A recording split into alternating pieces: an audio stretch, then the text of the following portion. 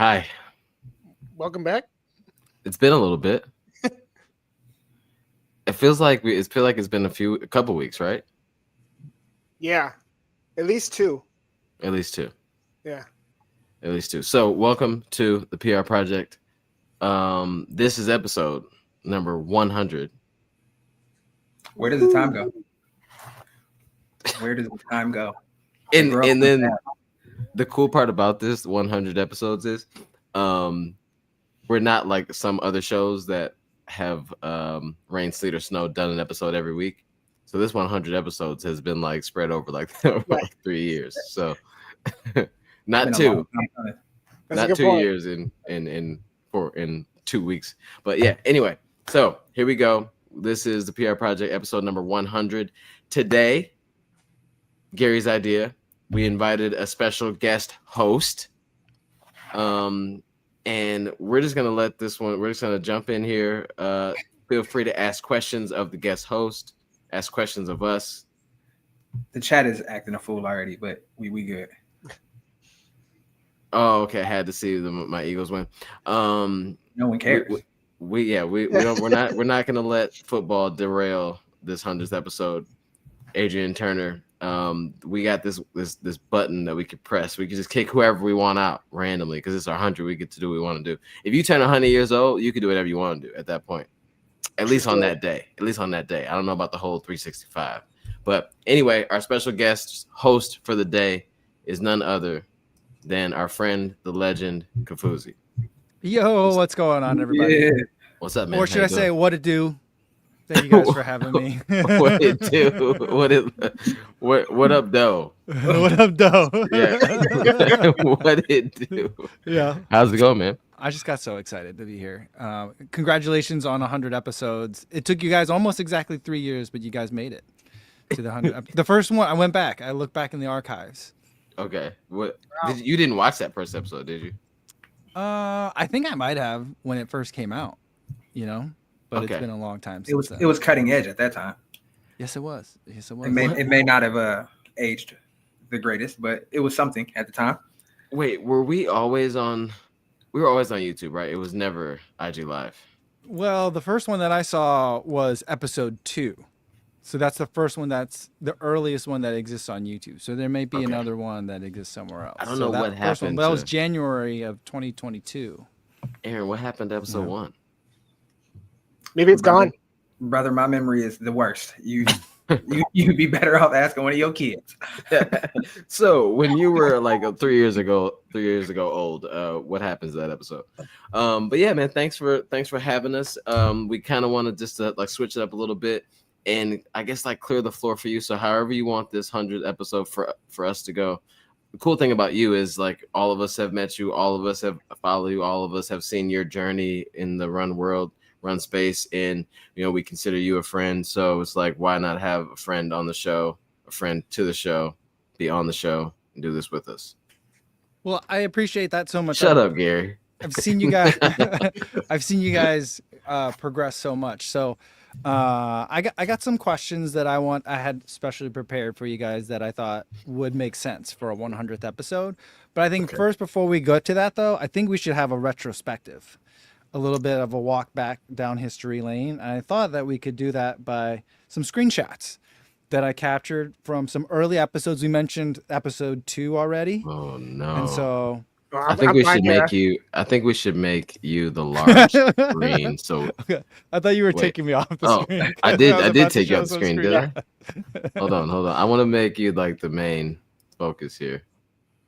How do I do that? There we go. Okay, go ahead. Do your thing. So this is from episode 2. This was the hair. There was the 2 of you guys that were in here. So, oh my God. I feel, Aaron, I think this is what you looked like when we first met as well. Yeah, probably so. So this is like the earliest I remember. And then Gary came in, I think a year later, episode like 50 or something. That sounds about right. Somewhere in there. Yeah. And then so he came in as the season guest. And so there's this screenshot. Gary's from literally that day. still wearing the same hoodie. Oh my God! Is it this? Is it the same hoodie? Where are the glasses, Gary? Those glasses broke. They're gone. And then shortly after that, very shortly after that, there was a big drastic change in the Wow. hair. So Oh, yeah. Wow. Tommy's Yeah, just got longer the entire time. Right. Mine stayed Everybody- the same though. So Yeah. pretty proud of that consistency. But I think that this proves that Gary does have more than one gray hoodie. So that last one we saw might not have been the same shirt. Yeah, it really He might have could more have been than any hoodie. It really could have been any gray hoodie. Yeah, Gary, you do have a lot of gray hoodies. Is there like a story behind that? Like, is that like I your don't. I favorite think color? I have two. I think I have this one here, and then the New York one. And so I'm at home. I'm comfy. You know. Dude All has right. like the greatest washing machine ever because they never look dingy. Yeah. I do my own laundry. I do the laundry for the house, so I make sure it's Okay. done right. Whatever you're doing, it's keeping it fresh. Tide fish. Wow. All right. Commercial. Well, let me throw it out to you guys. So here's the main question that one of two main questions I wanted to touch on today is like you've been doing this now for 3 years as PR project. You've done a lot of amazing things together and individually, but I'd love to hear what you guys think are some of your highlights from the first 100 episodes. You know, like what moments stand out for you? I mean, I feel like this works also because it's the start of a new year. We just ended 2024. Mm-hmm. A lot of running goals. Some of them snuck right in at the last minute for some of you guys, but you know, like let's go over some hits from the first 100. Aaron, what do you think? You go.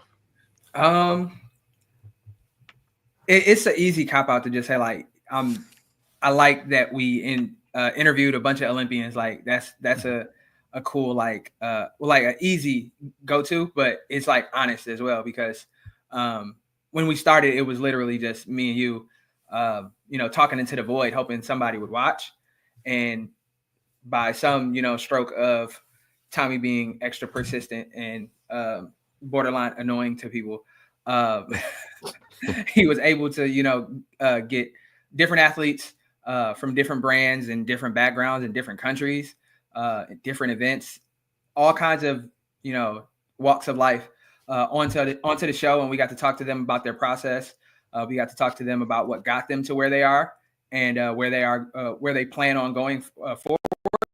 So that's always cool because growing up, somebody who just loves sports, sport in all facets, to have the opportunity to talk to professional athletes and Olympians and people like that, it's gone beyond my wildest expectation for what we're doing. So I think that would be that's the first thing that jumps out at me. What do you think? What do you think, Gary? Before we go, Aaron, real quick, do you have like a go-to question that you have for athletes that you're like, if you're like, I'm kind of in between questions, I need to ask something, like, do you have something that you like to throw in there? It's a good question. Not really. I kind of try to go off just the vibes. I'm still like early, and still trying to kind of learn my style when it comes to like interviewing and asking people questions. But I do, some research on people and I try to ask them questions that kind of trigger some sort of human response rather than just the generic athlete response. So connecting with people on a human level. So sometimes I'll ask them about like food or something, just something that kind of like makes it more familiar and appeals to them as the person rather than them as the athlete. Love it. Love it. I think one of the memories I have, and I actually wasn't even on the show yet, but I think one of the highlights of this 100 has been when Tommy and Aaron did their first live show at the ASICS house in Boston. You son of a gun. But it was the first time, like, Aaron said, who's actually listening to us do these shows, and then you guys are out in Boston doing a live show, with a crowd and an audience and a sponsor. I thought that was a huge step up. I was really proud of you guys. Oh, what about when you were like what about like a memory with you? For me, TRE, that first TRE and the second one, but that just, being able to go out there and talk to not only, Calvin Kipton, but like talk to these brands and talk to and finding interesting stories, not just about shoes and clothing, but like I always go back to that one lady from Three Dot Designs who designs running stores, who like goes in there and says, okay, this is This is where your shoe should be. This is where your clothes should be. I thought that was just my favorite conversation of that whole first weekend for us. Yeah. Yeah, no, I think that's cool because I think mine is I think I have a couple. Definitely that first one, that the A6 the live in the A6 house, and big shout out to A6, big shout out to Mac Baker for that, because that was like one of those moments where I don't even know what episode we had. What episode were we on, Aaron? Were we like on we were like maybe 30, 40 in, maybe something? Yeah, it wasn't even that. Early. It was Pretty early because it was super early. Right. That might have been first year early. And like first few months, because it was obviously in April. And it was like one of those things where like it probably watching it looked like we might have had like a crowd like that you would think that, like some of the live shows that we've come to see, because there were a lot of panels going on at that time. Now that I'm like thinking back, there wasn't that many like live podcast recordings happening in the run space. And I wish I would have had that. I wish I would have had that epiphany when it happened. Because I think that as we've seen, like people like really leaned into that a lot more. I'm not saying that like we started that, but it was definitely an early wave to that. And that was just a really cool moment for us to like, for me and Aaron to sit in front of, it was a group of people. It wasn't like no huge audience, but there was definitely some people there that we met our fourth member of the show there, Alexis, and it was like, wow, people actually watch the show. These are real people. And at that point, I realized, like, to me, no matter how big or small like the show got, as long as we kept talking to like these few people that really rock with us, and are willing to show up and kind of kick it with us on a Sunday night, that was like made it super important for us to continue going, and it kind of like validated like that at least is real. Like we actually are creating a community, in this. So then that kind of like said, like, let's keep going and move in this direction, and then secondly, I think it was it wasn't even on air. It was the moment when we pitched our concept to TRE, to the running event, to do this, because I stood from a point of like, I really believed in the three of us. I really believe like that the energy that we bring is great. I believed that like that what we had to offer isn't seen or heard in the style that we do it. It's just something that the industry I felt needed, and I felt really good about pitching that to, even if it never happened. That was a really great moment for me to stand and be like, me and my friends, you need to have us at the spot, because I've seen it happen before, like with that smaller ASIC side of things, and then with I think Eugene, we were kind of like around. No, we didn't do it yet with Eugene, but like the concept was there. We were talking about it, so it was just really cool to like sit and pitch that, like pitching me and my friends at the same time. Tommy, what goes into a pitch like that? Like, can we get into some details? You're like, here's what I want to do, and all you guys need to do is give me floor space, access to all the brands, and like, I feel like that sounds like a big ask. Like, what was in the ask for that? So I think I pitched it more.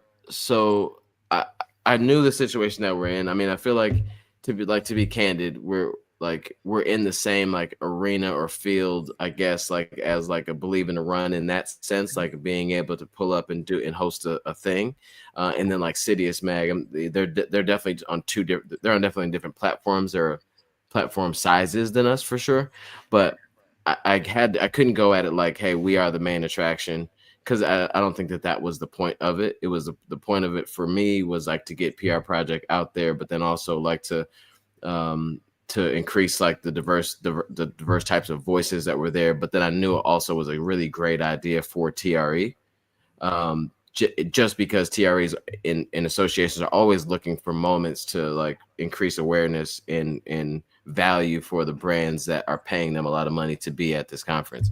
So I pitched it more of like you need something different, and we'll do it for you. We'll do it with you. And so it was more so like, we are doing this as a partner to you, you're not hiring us to sit in a booth somewhere and just do a show because we want PR Project to have a show. we wanted PR Project to work with TRE to build this out because we thought it was valuable for everyone involved. So it was more of a pitch like that. It wasn't like a, hey, this is what we're going to do. You pay us this, you do that, da, da, da. It was like literally, this is what you need. This is why you need it. And here's who's going to do it. And here's why you need to have us do it. And like for some of the, I'm in sales for like my real job. And I've sold concepts about myself and about us in general. But this was one of those ones where like everything was checked off. Like I said, like I dropped a reel about like how to work with like your dream brand or whatever. And like everything that you could, the way you get somebody to say yes to the thing was like, we had that like that box checked because it provided value for every person involved. There was nobody that loses in that concept. Yeah, I mean, I thought the first year was amazing, and it was good to see you guys repeat it again for another year. And it seems like it's just getting bigger and better every time. So I'm really happy for you guys on that one. Yeah, and I don't want to like hog it obviously, but it's like the like the call back is that was like the biggest compliment. Yeah, you know, because it wasn't like, because you in my mind I was worried like, okay, it worked out. They could go get somebody else, somebody bigger, somebody this, somebody that, you know. But obviously when we sold it the first time around, we made some type of connection. When we did it, when Gary and I would end up going down there, we did it in a way, obviously, that made that connection tighter or stronger. So the call back to be there again was amazing. Yeah, that's a big deal too, because then it's just like it's one time. A one-time yes is great. To have it a second time, then it was like, okay, well, so all those insecurities I had about how terrible a job I did, okay, maybe I was over exaggerating a little bit, and maybe it was okay after all. Yeah, so exactly. All right, I mean, I'd love to hear from you guys then. What's the plan for the next 100? You know, so like when we come back and sit down for the episode 200 sit down talk, you know, like what are we going to talk about as the highlight from 101 or 100 to 199? Gary, what's the plan, bro? I like these in-person events. You know, we're going back to Eugene again for another living room, you know, show. So similar to what we did at TRE, we actually did a living room show in Eugene last April, and we're coming back again for that. So this will be our third year in a row going to Eugene. But my hope is that as we kind of build this out and more, you know, races or companies see us, they like our vibe and they want to have us come out and talk to their folks or just do a show. I'm hoping we get more and more of that out and about the country, or even, you know, World Major or something. Definitely more of these trips though, for sure.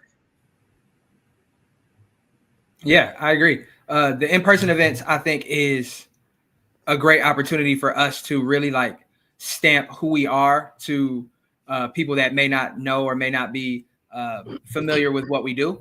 And seeing us in person and interacting with us and having the opportunity to meet people that do listen or they do tune in on Sundays occasionally, or even the diehards.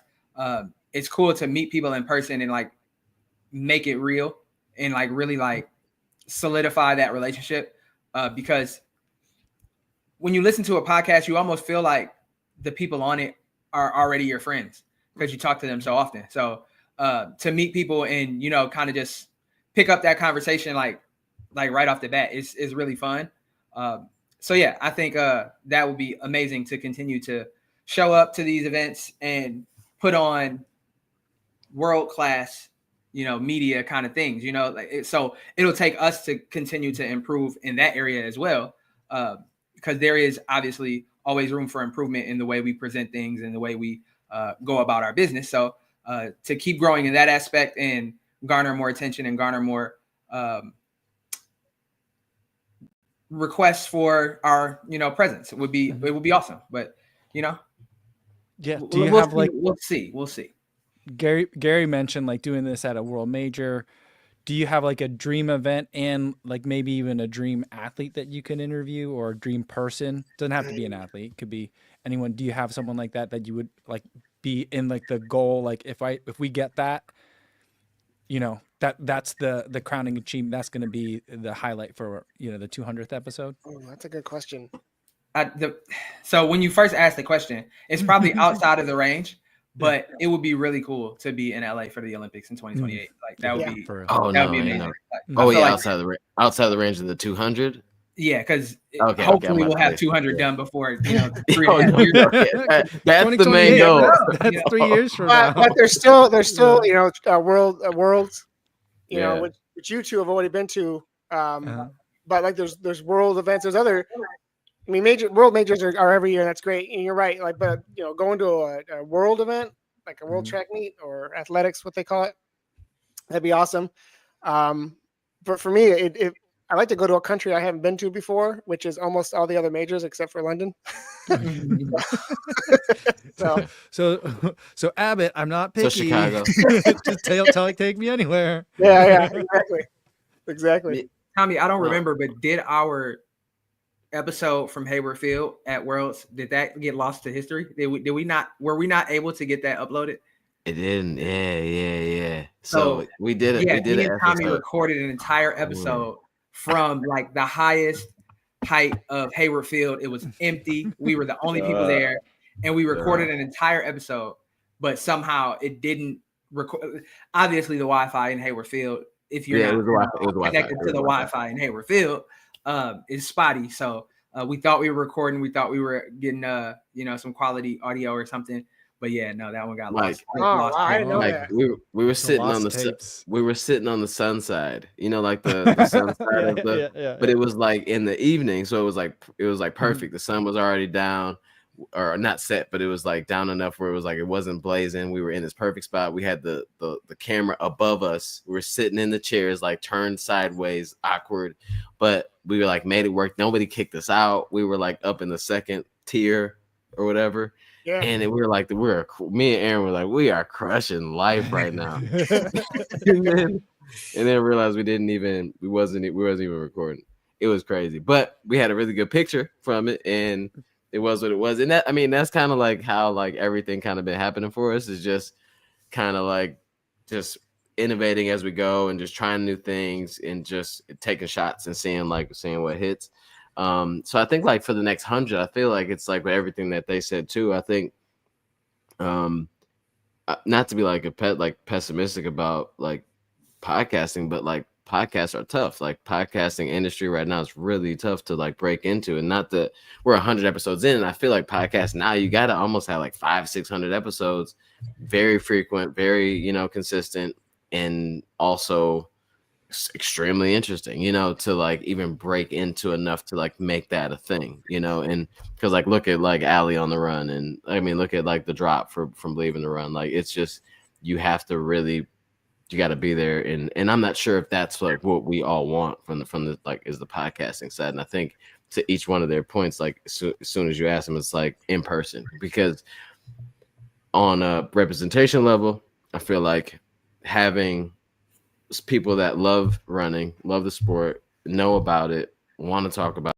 it, but then also check a box or two that is important for other folks that are in person or checking in or whatever, or watching us do our thing. I think it's just important for us to continue to push for representation's sake, but then also because I think we are best in person. Like that's when the three of us are sitting with each other, like that's the best vibe. I'm in it, so I'm probably biased, obviously, but it's like I just feel like there's not that many people out there doing what we do, how we would do it in like settings like that, and I think that's important. So I think we just need to continue to push that forward, and this is going to be like our home for that. This is how we learned how to like talk to each other, you know. So when we just popped up at TRE, it's like we're good with this. We can do this, you know. So I just want to keep doing that more often and get more reps like in person. And shout out to TRE for giving us that opportunity to partner with them on that. But then also shout out to Eugene too, because we're doing that a second time in a row as well.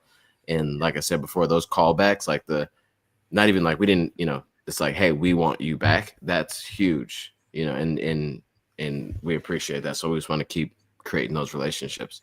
And I think like the a guest for the, I don't know the guest for the hunt to the 200, but I really want to get more some of these younger black like track athletes on the show, and lean a little farther away from I mean, we got to ask the questions about Olympians, but like when we had Brandon Miller on the show, it's like if we had a chance to sit down with him longer, I feel like the conversation would have been much more nuanced and much more about his experience as a young black man in America, and also in, you know, tapping into his faith and tapping into like how he's trying to like push his Instagram and social media presence, but then also get better. Like it's just so much there that I feel like the three of us would do a great job at like talking to some of these athletes in a different way than is out there, which isn't bad, but it's just a different angle. Yeah. Do you think it's going to be hard to do? Let's say, I mean, to keep it away from being too political, over the next 100 episodes, do you think that's going to be harder to do? And does that make it more or less important? If it becomes harder to have those kinds of conversations in a frank and open way with athletes who are trying to be kind of presentable to sponsors and to as wide of an audience as possible. So I heard Salema and Justin Williams, the cycler, had a conversation in half the conversation in 2024, like right at the end of the year, was about representation and about like the response in 2021 and how it was like so heavy, like, oh, it's great, you know, like let's make it more diverse. Everybody, all the companies were trying to do it, but then as we got farther away from it, started backing away. And then obviously, to not get too political, like obviously this next step could be a little different and a little dicey and make it a little harder. And I feel like it's even more important. It's more important than ever to like continue to have those conversations in a way that is obviously safe for, I mean, we all have jobs. So we can risk certain things that maybe some of these athletes can't or shouldn't. So I'd love to have those conversations in a way that could promote the truth and what they really want in life, but then also balance that in a way to help them position their careers too. Yeah. And I know both of you guys said not to get too political, but I was go ahead. I mean, yeah, I don't care. It's not my show, so I didn't want to come in here and change the vibe, you know. No, so I understand, but we are in what some people are calling a post-DEI society. So every time, well, I'm not going to say every time, but a lot of times when people say we need more representation, we need more people to tell the stories of people that look like us, there will be pushback. There will be people who say, why do we have to do that? Why do you want to make everything about race? Why do you want to make everything about identity and all of these things?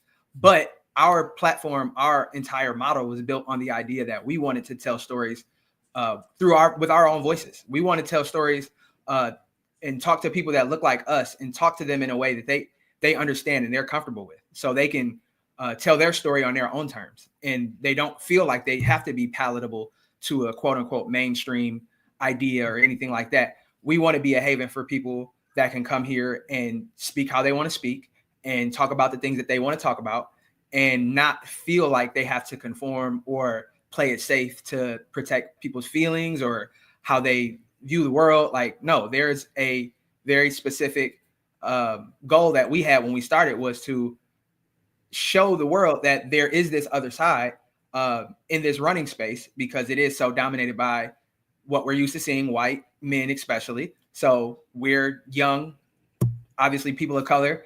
I use the term loosely when I say young, but we're young. We're younger than 100. Hey, we younger than Bob Costas. That's all I'm saying. So, I feel like that's one of our strong points, is that we're able to connect with athletes in a way, or just people in general, we're able to connect with them in a different way that your usual, journalism degree having 40-year-old white guy might not be able to. And I think there's room for everybody to have that voice, but it's important for everybody to have that voice. Mm-hmm.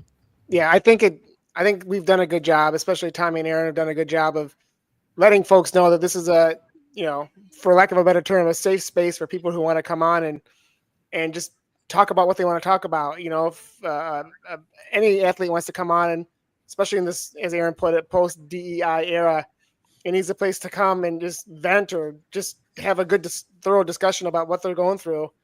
I think this is as good a space as any, because we're good listeners and we're willing to ask, thoughtful What'd you questions. say? Sir, thoughtful questions and provide positive feedback if warranted. Yeah, for sure. Awesome.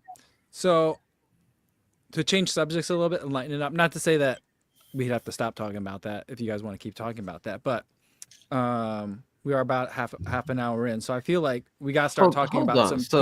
Hold on. So one second. What? So like, because when I sat and when you sit and like watch the Olympics, especially Olympics, like track and field Olympics, like it's just so many young folks of color that are on the TV, especially from the U.S., right? And it just seems like whether it's post DEI era and all this stuff, like why would you, as a brand, why would you not, or as a coaching team or squad or whatever, why would you not want to have your not player, but your athlete be in a space where they can be themselves fully and comfortable and share with people that look like them, so that their thing can rise. Like it just seems whenever I think about like any concept of anti like DEI or anti representation, it just doesn't make much sense. Why would you want to have someone not be comfortable with who they are, therefore like dim their star? Everybody that we've praised over the last forever has always been ones that stepped into exactly who they were and like let it shine all the way. We wouldn't know Jordan if he played the game like it was being played, and didn't wear gold chains, didn't walk like he walked. We wouldn't know him. Michael Johnson, same, all that, Michael Jackson, all the Michaels apparently, but it's just like, I hope that brands in this next phase like realize like it would no one benefits from that concept, from pushing away from I think that was a lot of the goal of these DEI initiatives, and that's what was pushed back against folks. Again, not to get too political here, but it's been pushed back against folks who may or may not be coming into this next 4 years. And you see these billionaire owners, bending the knee, all in the past month or two. And these billionaire owners also signed contracts for these athletes. So fall in line, or don't speak your mind, or you don't get to, you may not have your contract renewed, or you might not get the opportunities that you want. I think in theory, what you're saying, why wouldn't you want to give these athletes and these folks the opportunity to talk about them? Because you're right. When people are honest and they're sincere, the public gravitates towards them. But, sometimes people don't want their truths to be spoken, and that's just unfortunate. Yeah.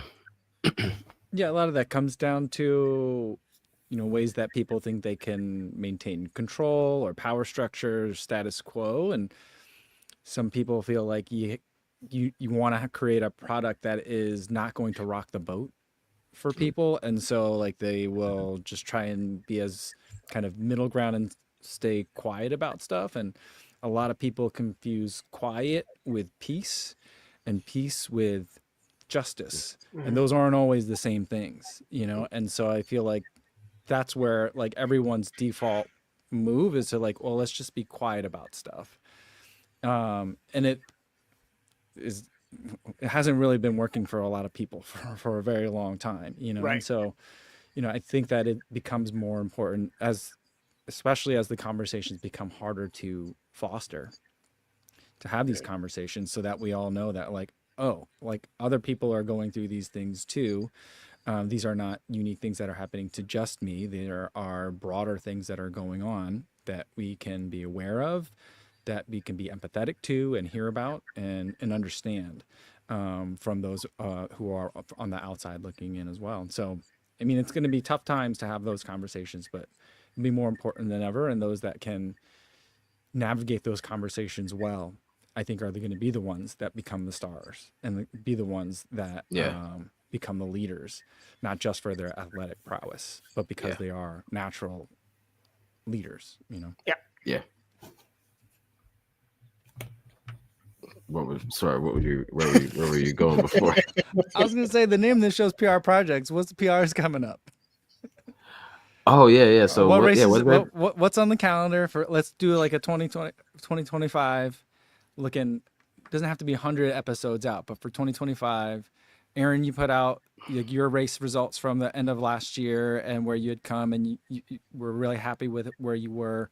I'd love to hear like what are going to be the kind of like series happening in 2025 on PR Project. Like what are the races that you guys are kind of like double circling on the calendar and really going to be spending a lot of time talking about? Gary? So I've already come out a little bit for the first half of the season. You know, I want to run 249 at age 49. So Spicy.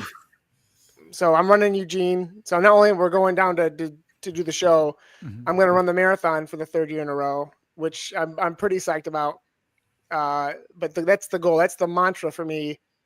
249 at age 49. And then my other A goal for the year is, because I didn't get into Berlin or Sydney, and I'm totally fine with that.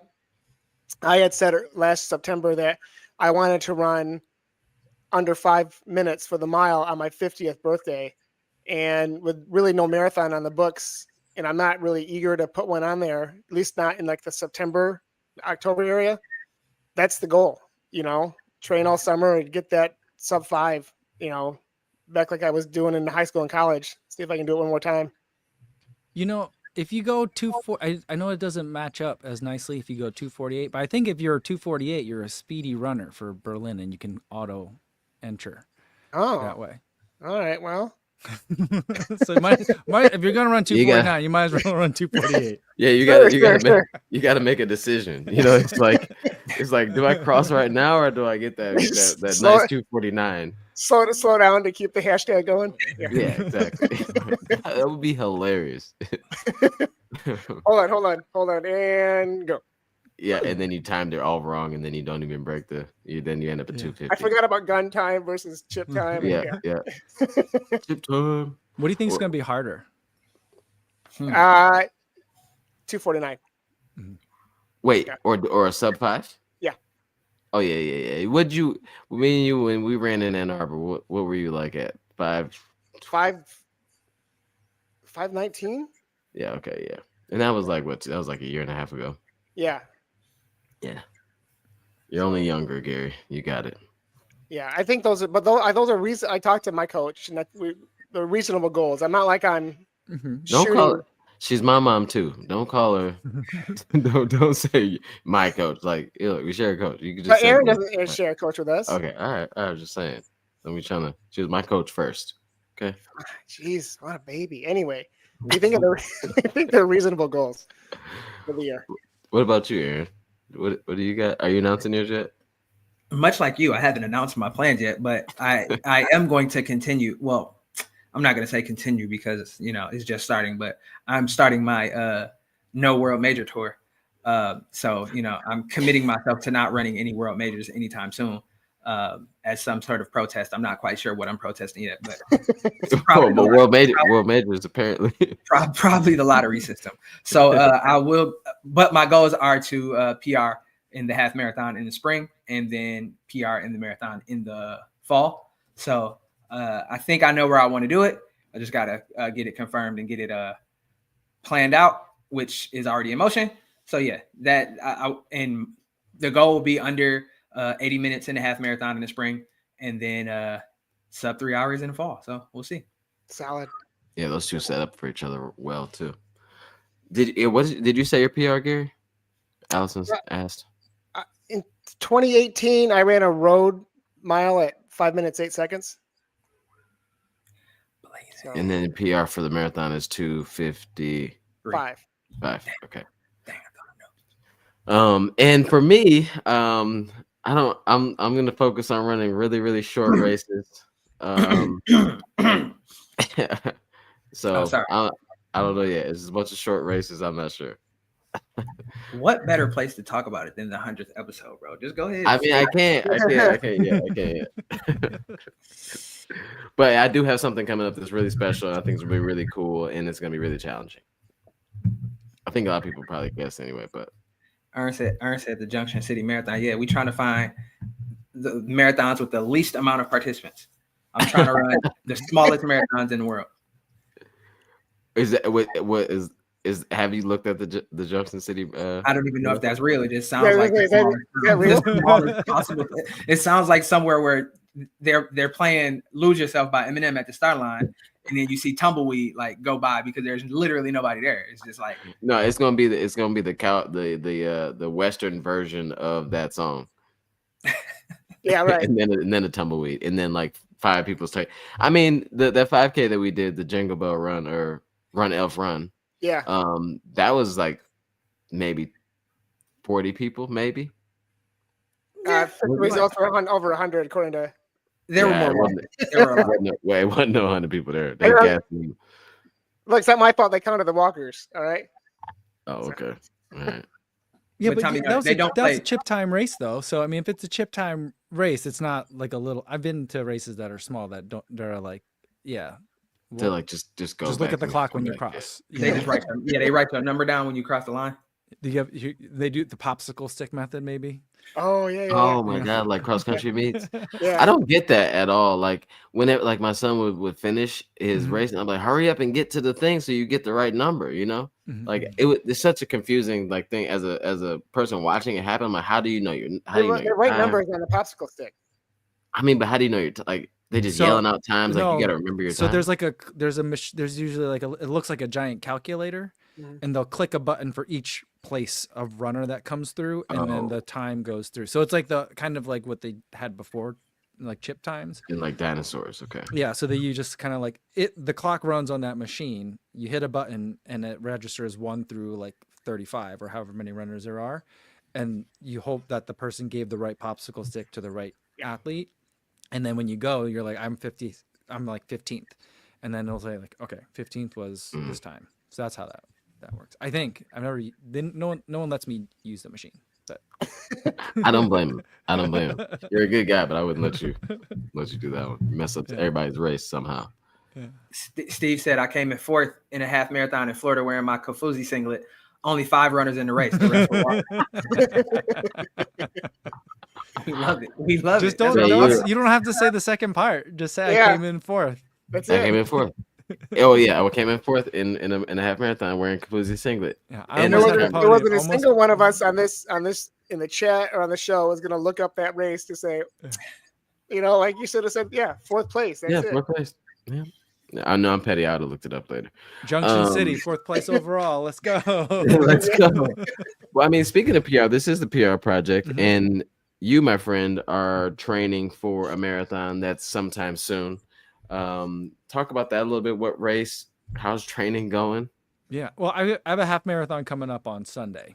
So I'll be running Houston again. I PR'd there last year by a handful of seconds. I'm gonna line up to PR again. Marathon. Half marathon. Half. Okay. So it'll either be really close or way off because I blew up and things went off the rails. So like I'm not super interested in like cruising into a respectable speed. I'm gonna try and have a mental breakthrough and just be like, stop whining, just run harder, keep going, don't let off the gas, and let's see what can happen. So we'll see. But I was telling Tommy earlier that I had a long family, a lot of family stuff this weekend. So I had a taper workout, 7 days out. I've been using the Runna app, and you would think a taper session should be confidence inspiring, make you feel like you could do so much more, but I botched the workout so bad that even 7 days out, the app was like, we need to adjust some of your paces for your workout. So that wasn't great. I mean, I messed up the workout. It was a pyramid workout and I got confused halfway through, and I ran some of it wrong. But it was tough. So we'll see what happened. I mean, it was lots of excuses. It was snowing out and all that stuff. But This is the beginning of AI taking over the world, because that just showed a lot of attitude for them to be like, I think we need to readjust your pace. Yeah, we need to talk. We need to have a We need to- conversation. We need to stop. But so it'll be interesting, and then after that, I hopefully it'll be running in Sydney, which I wish I could be in solidarity with you, Aaron, on that one. But I mean, maybe one more major I'll run, and then any other ones that come up, probably those two. But I've got some pointers for you for Sydney. Okay, I would love them. Australia, more kangaroos than humans. Is it really? So? Yes, I've learned this. If you are approached by a kangaroo in an aggressive manner, Punch it in the face. you have to punch it in the face as hard as you can. And this is because when kangaroos fight, the first thing they do is punch each other in the face, because a kangaroo can kick you so hard it could kill you. So in the kangaroo's mind, but the kangaroo has very short arms and can't generate a lot of power with a punch. So a kangaroo punch is much weaker than a human punch. Mhm. So if you hit it with a human punch, the kangaroo thinks that your leg kick is gonna like kick it into the next dimension, because if he can punch that hard, no telling what he can do with a kick. So if you're at like mile 14 and a kangaroo runs up to you, So you just keep rolling. You just described like an MMA fight, because if a dude punched me hard enough in the first round, I'm like, that kick gonna be lethal. Yeah, I feel like this is bad advice. No, I just appreciate the wait, fact that how did you hear bad advice in any of that? Like that made the most sense that I've ever heard. You haven't seen that video of that guy punched the kangaroo in the face? Yeah, that guy does not look like me. Well, no, yeah, because you don't I have do on not boots and a button-up shirt right now. But as soon as you get dressed, you'll be I don't different. have the ability to engage with anything like that. So my only move is if I can't run away fast enough, which kangaroos are fast, it would be to play possum. Just like I'm gonna get into the fetal position and get down. Maurice said, "If a kangaroo knocks my glasses off, it's a wrap." what was the? Imagine it was a wrap for who? For you or for the kangaroo? It's a wrap. Now you did it. Now you did it. No. I think he's saying it's a wrap for him. I think it might be a wrap for humankind, because that kangaroo might have the same eye issue, and if it put the glasses on, Oh Lord! now the kangaroo runs the country. I just appreciate the fact that yes, it's our 100th episode, and not only are we talking about animal fights, but we're bringing in a new animal, and I really appreciate that, you guys. I mean, Very on brand. Okay, listen. I'm not saying that I'm scared of kangaroos or whatever, but like if a kangaroo, like if I just happen to turn around and there was a kangaroo really close by, I'm not even sure how. You have to punch it. I would freeze and stop moving. Freeze. I'd freeze. It's like hope it has bad vision like a dinosaur. Or like So hope if I that don't it's move, not. Yeah, it won't see me. T-Rex. Yeah, T-Rex. Short arms. It's got to be a T-Rex. No, bro. I can't do it. Aaron said you got to speak kangaroo, bro. It's not that hard for you. I mean, it can't. I don't know how they. I don't know. What do you think even a kangaroo sounds like? The What guy that kangaroo like narrates the speak? Outback, Yeah, like if a kangaroo was Hard like accent. let's say like Hard accent. It's the guy that Australian narrates accent. the Outback Steakhouse commercial, the Bloomin' Onion guy. That's what they sound like. And that was a kangaroo. He was just that kangaroo was code switching. Yeah. They much hard. They talk much rougher than that. Trust me. No, but I mean, like, do you think it sounds like a dog barking when the kangaroo is making noise? Like, I don't know what a my God, kangaroo. if what a does the kangaroo say? Dog barked, bro. You just scared me so That bad. is scary, right? If a kangaroo dog barked at me, I would. Because die imagine on though, spot. like, let's say, like, all right, Aaron said I got to fight this kangaroo, so you're getting in there like this, right? Well, that's not a bad. And then let's say you get in there like this, and all of a sudden it opens its mouth and it sounds like a dolphin. Like you'd be like, I don't know what's happening now. I didn't know what a kangaroo sounded like, but I wasn't expecting that. Like, Or like I feel if like maybe we need to all go look that up first If before it's any of a, I us think go if to it's a Australia. dolphin, you're gonna give the kangaroo a little bit of mercy, and that's where they get you. But if it's yeah, a yeah, dog, yeah, like, but if it's a dog, that's wait, that's how come nightmare fuel. how come we've never heard? None of us have ever heard a kangaroo make a noise. Do you think like the thing that that makes the barnyard animals? Do you think there's like a kangaroo one on the Australian one? Is it Obviously not. Fisher-Price? things. Oh, right. You're saying You know, Yeah, like yeah, you yeah. spin it and it goes, Yeah. and there's Fisher like a Price chicken, things, yeah. and then there's a Yeah. moo, and then there's a duck. Do you think in Australia? We need an Australian on it on this live stream. Is You anybody let Australian it, in you the let chat? it go, and all of a sudden it's like a kangaroo dolphin chirp. That's crazy. Bro, I've a never even kangaroo- contemplating what a I'm- kangaroo might sound like. I want to look it up right now, but I want to focus on the 100th episode. But listen, I'm really into this conversation because Yeah. it just I'm 40 and I feel like I would have once heard a kangaroo make a noise, but nobody Kangaroo ever. music silence, bro. They just maybe yeah. they're all Like, what- whispering to each other, like, shh, shh, Shh, bro, don't say let them know nothing, we can. 'cause Don't let them know we can talk. Yeah, don't let them know we can understand everything they're saying. Oh, bro, this is scary. I don't want to do the race anymore. I'm with Aaron. Boycott majors. But yeah, so you're feeling good though, other than this last workout. Yeah, I just think it was a bad workout on a tired day. I'll have another taper session on Wednesday, I think, and then Mhm. I think that'll be fine. Okay. And then we'll run it back in Houston, see if I can, I guess hit oil twice. Is that what they say in Houston? Strike. Strike. oil twice. Oh, I was like, wait, yeah. where are we going with this? PR 2 years in a row. We'll see. That'd be sweet. I'm at 125.07, so like I'd love to get 8 seconds and just be at 124.59. Get right underneath there, and then I'm good for half marathons. I feel like Can y'all hear that? I'm good. Did you look it up? Like, hey, Can y'all hear it? No, Is it chewing?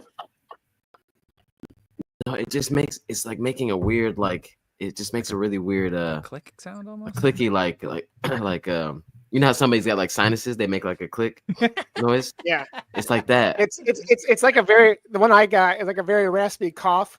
Yeah, Yeah. like it's like, oh, that, bro, I'm done. I'm not going to the whole continent. It's a continent, right? Australia's Yes, a it continent. is, it is. Yeah. Yeah, I'm not going. It's both. I did a report on Australia in like the 3rd grade or something. What makes a continent a continent though? It's big. It's gotta be big and solo. It's big. We can get woke about it if you want. Really, really only 5. It's really only 5. It's really only 5 continents, but Wait, how many they say there is? 7, 6, 7. 8? they say there's 7. Wait, why? So what's the woke part? What's the woke agenda? No. It's only 6 though. But Europe and Asia really should be Eurasia. yeah, they're They connected. split them apart because there's something in Europe, They didn't want to be associated with the. The No, I don't know Russians. what you're saying. I don't. No Russians. I'm not sure what you mean. Yeah, let's just say Europe and Asia had distinct ethnic Differences. Yes. different. Yes. And yes, and one of them is centuries long arguments. Belle Isle should be one, I feel like. the continent of Belial.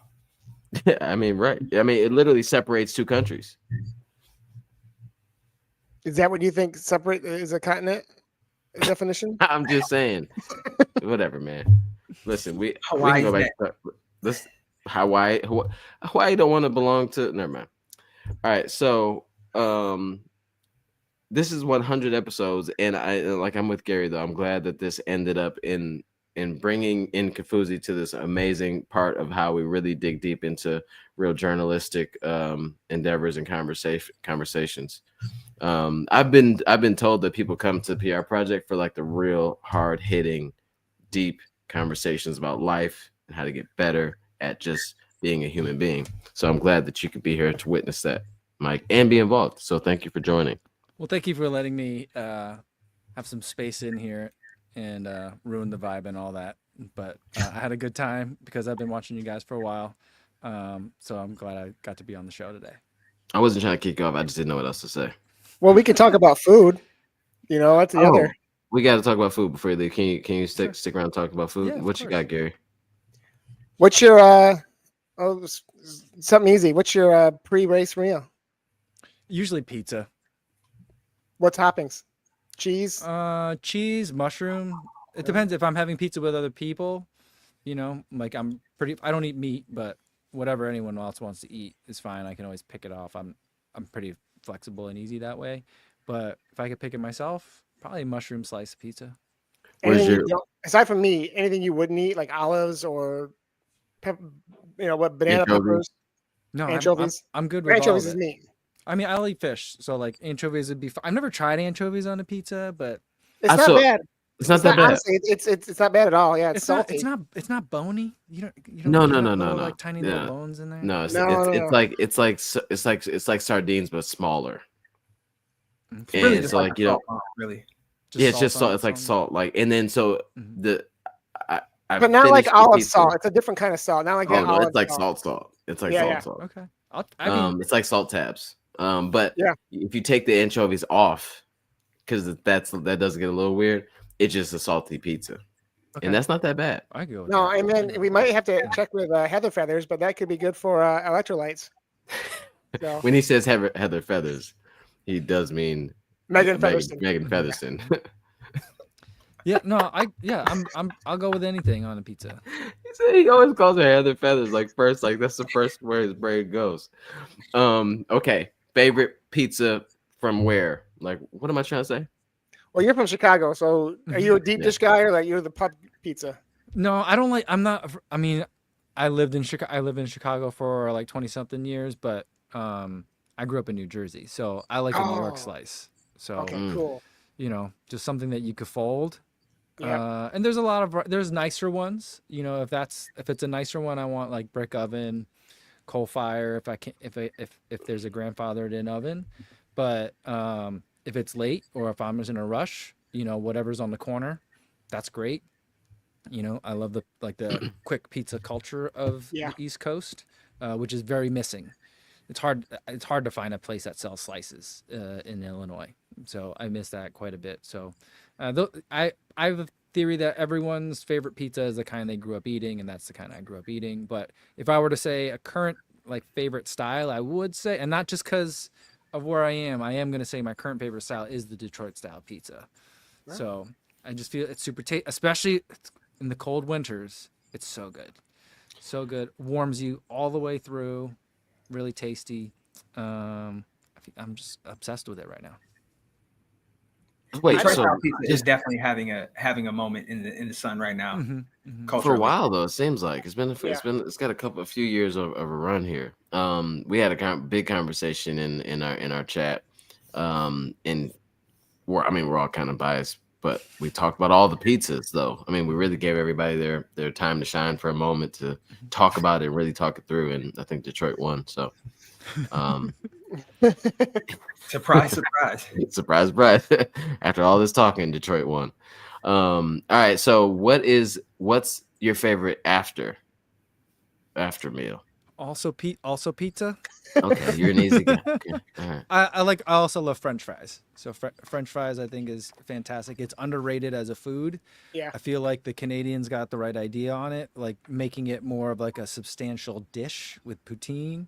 Mhm. You know, like I just feel like one of my favorite food trucks in Chicago, they had basically just fries in a cone and they would just pour stuff on it.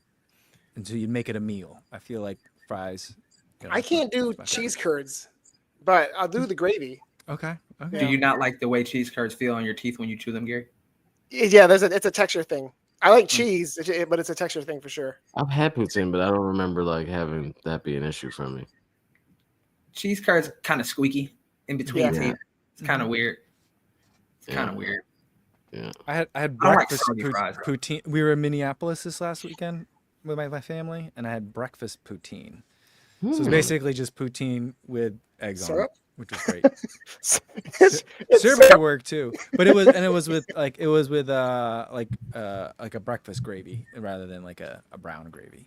yeah. So like a Mm. sausage or sausage alternative. Mm-hmm. Like- Yeah, it was real nice. Marie says chili fries are better than cheese fries. And that's funny because we're from Detroit. Mhm. And Chili cheese fries. staple is chili cheese fries. You don't have to make a choice. You get Yeah. both. And, Yeah. I didn't really know that was like when he said it, I was like, all right. Like, I'm not sure what you're saying, bro. Like, because that's like literally like chili cheese fries is together. Yeah. If somebody wrote if somebody had that styrofoam container, that rectangular styrofoam to-go container, and they opened it up and it was just fries with cheese on it, I think that they was insane. Yeah. Or in just fact, fries with chili on it. That would be even crazier. yeah. Oh, Chili right. Like, cheese. what's Chili going cheese on? is one word. Yeah, Chili Cheese chili is cheese. one word. it's almost Chili one cheese. of them. It's like straight through. Like, yeah, for sure. Yeah, Yeah. chili cheese is Sure. super one word. I guess I never like growing up here, I never realized that there was like separate anythings. Like I didn't think that like there wasn't chili cheese fries in other places, or like the pizza was different in other spots. Like I always thought we had Pizza Populous here, which was basically like a rip on Chicago. Wasn't that like just a rip on Chicago pizza, but not as good? I didn't grow up Um, here. Where were you I at? grew up in Lansing. I mean, never that's even- what I meant. I never Same even heard of thing, Detroit pizza. I never even heard of Detroit pizza until I moved back to the. but I didn't. No. I grew up in the area. I didn't get to hear about Detroit pizza until like 3 years ago. Oh, okay. I We just just call thought it it was pizza. pizza. Not just me. Yeah, it was just pizza. Oh, okay. We just call it pizza. Yeah. I heard like I saw a sign that said like Detroit pizza. I'm like, I thought it was the name of the place. You know, I'm like, oh, okay, he must be from Detroit. So when I ran the Jacksonville Marathon in 2022, I had a layover in Charlotte, and my flight got delayed because it was supposed to be at night, but it got delayed until the next morning. So I'm like, I'll get a room because I'm not staying in the airport overnight. It's not happening. So I get on DoorDash and I'm like, let me find something to eat, and it was like Detroit style pizza, and I'm like, it's been a rocky day. Let me see if I can, let me see about this Detroit style pizza. Let me see what it's talking about. It was bad. It was not good. You And- said when was this though? When was this? 2022, the end of 2022. Okay. Because I'm trying to remember where I first saw the word Detroit style pizza, and it was not here for sure. No. Well, I mean, I think Buddy's kind of like Buddies.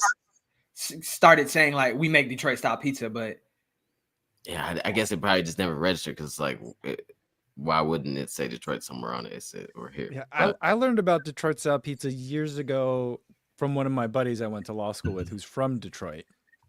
And at his kid's birthday party, they had Jets Pizza. Mm. And I was like, he's like, yeah, it's just Detroit style pizza, fast food kind of stuff. I was like, what's Yeah. that? What's going on? He's like, 4 corners, 8 corners. No, I was like, I don't know what you're talking about, but if it's pizza, I'll eat it. And ever since then, like, there's like a handful of Jets pizzas in Chicago. There's none where I'm at now in the suburbs, but every time I would just buy a bunch of it, and then it freezes really nice too. So I'm sorry. I have to ask you this. It is pizza related. Does it have to have red sauce for you to consider it a pizza? a pizza, no, it doesn't. No. Ah. right? Thank I don't you. think- It's I don't pizza. think Pizza. Yeah. So we have a couple of friends that what do they call it? What is it called? Something dilemma. What's it here? What'd you call it? What'd you call it? a false you got dilemma. False Oh, dilemma. False equivalency dilemma. Yeah, false Yeah. dilemma fallacy, something. Yeah. But like it's either and or. And Ern says if there's no red sauce on the pizza, it ain't pizza. Mhm. But I Then think what that is it that- like? You think it's a flatbread or a? Yeah, I don't know what he thinks. Call I it don't think. something I else. don't think he gave us any alternatives. Well, I He mean, just I what it was. used to be super picky about it because when I first had Chicago style pizza when I moved to Chicago years ago, I was like, this is a pizza style casserole. Yeah. But it's not really a pizza. I didn't want to call it a pizza, but I'm like, hey, you know what? Call it pizza. It's okay. I'm not gonna be super strict about it. You eat it when your visitors come, and so it's like, call it pizza. It's fun. I mean, Look at this. Coming from like folding the pizza up nice and Yeah. thin to like a casserole, yeah, I can get where you're like, Yeah. what is this? What is monstrosity? happening here? Yeah. If it's got to bake in the oven at like 450 for an hour, kind of sounds like a casserole to me. So I mean, All right. So before you go, I do have to ask you a question. Somebody asked it in chat. I'm gonna lean a little more towards. So you've caught all of us on the course at some point, right? I don't think I've ever. I don't think I've ever. Oh, not caught Gary. No, Not no. Gary. I got it from New York, the New York Marathon. I literally remember shouting at you, and you're like, Tommy's just up ahead. Oh yeah. That's Yeah, right. yeah. Oh, No, I no, do. I Yeah, meant- yeah. That was right. I that was right, that was meant right. like immortalized on camera, right? Yeah, I mean, got him I on will. film. He's in the Yeah, video. I remember. yeah. that. Okay, Yeah, okay. yeah. All right. So Kafuzi caught Aaron in the hot year on 2023, chilling on the curb. You caught Mike. No, who was it? It was Mike Berry in London and then Joe somewhere else. The finish line in Berlin. Oh, finish line Berlin. That wasn't Yeah. bad. But then I saw so every time that you've shown all these moments, you like do a really great job of like storytelling the race, and whether you're in it or watching it, you do a really great job. You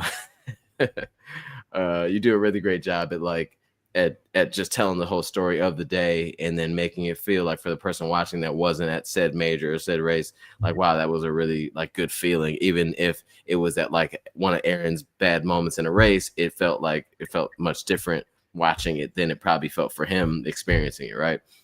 But you did you've done like lately, just like starting to tie in all these moments of like seeing friends and things on the course over the years, and all your moments, because I feel like you're in a moment of like you're shifting from how you've covered events in the past. You're trying to look for a different way or a different angle, a different way to tell these stories.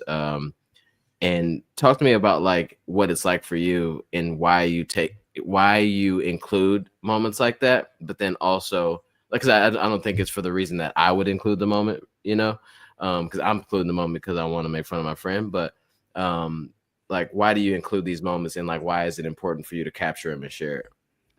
Yeah, I mean, I'm not doing it to give anyone a hard time. And I have filmed some of your friend group running very well and faster than me too. So I'm not only filming you guys when I'm running faster than you guys. So it's gone both ways for sure.